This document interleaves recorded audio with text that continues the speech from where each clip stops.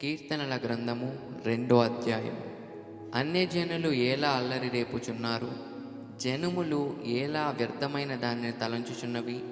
మనము వారి కట్లు తెంపుదుము రండి, వారి పాశములను మన యొద్ద నుండి పారవేయుదుము రండి అని చెప్పుకొనుచు, భూరాజులు యెహోవాకును ఆయన అభిషిక్తునికి విరోధముగా నిలవబడుచున్నారు.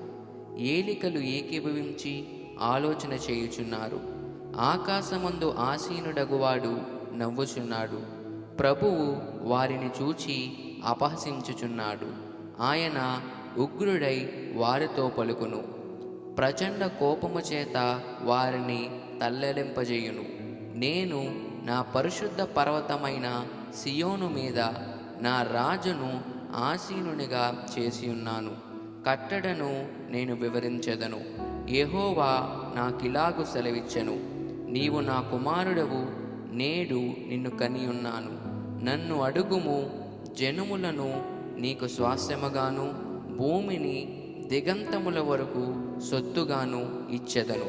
ఇనపదండముతో నీవు వారిని నలగగొట్టెదవు. కుండను పగలగొట్టినట్టు వారిని మొక్క చెక్కలుగా పగలగొట్టెదవు.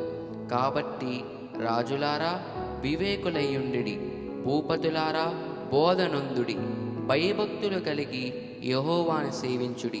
గడగడ వణుకుచు సంతోషించుడి. ఆయన కోపము త్వరగా రగులుకొనును. కుమారుని ముద్దు పెట్టుకొనిడి, లేని ఎడల ఆయన కోపించును. అప్పుడు మీరు త్రోవ తప్పి నశించెదరు. ఆయనను ఆశ్రయించు వారందరూ ధన్యులు. ఆమేన్.